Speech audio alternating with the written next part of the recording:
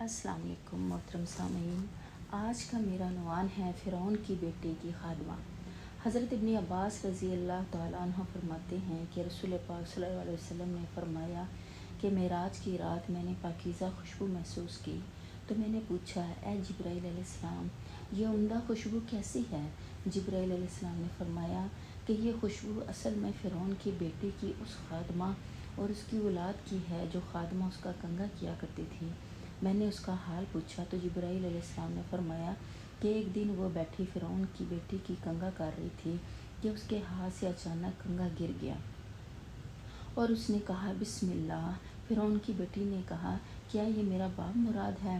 اس نے کہا کہ نہیں، بلکہ وہ اللہ جو میرا بھی اور تیرا بھی بلکہ تیرے باپ کا بھی رب ہے۔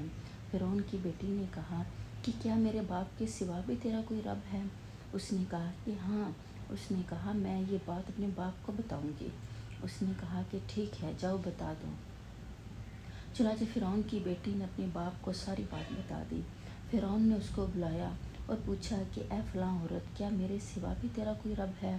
اس نے کہا کہ ہاں، میرا اور تمہارا رب اللہ ہے۔ فرعون نے پیتل کی بنی ہوئی ایک گائے لانے کا حکم دیا۔ چنانچہ وہ لائی گئی، اس میں پانی ڈال کر خوب گرم کیا گیا۔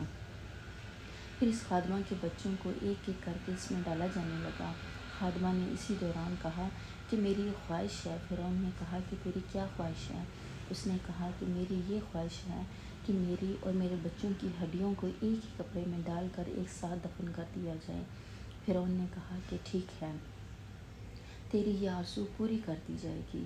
چنانچہ اس کے بچوں کو پیتل کی اس گاؤں کے اندر برابر ڈالا جاتا رہا، یہاں تک کہ اس کے شیرخوار بچے کی نوبت آئی تو ماں اس کی وجہ سے بے ہمت ہونے لگی۔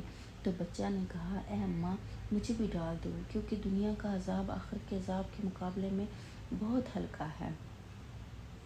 اس واقعے سے یہ فوائد حاصل ہوتی ہیں کہ جب فتنہ اور آزمائش کا دور ہو تو صبر و ثابت قدمی دکھانی چاہیے۔ بدلہ عمل کی جنس میں سے ہے۔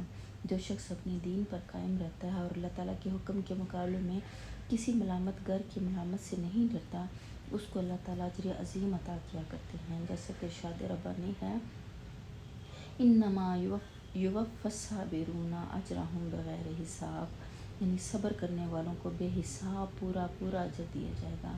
معلوم ہوا کہ سرکش اور ظالم آدمی سے ایسے امر کا مطالبہ کرنا جائز ہے جس میں اس کی مصلحت موجود ہو، جس طرح اس عورت نے فرعون سے یہ مطالبہ کیا کہ اس کی اور اس کے بچوں کی ہڈیاں اور اس کی راکھ کو ایک ہی جگہ میں دفن کیا جائے۔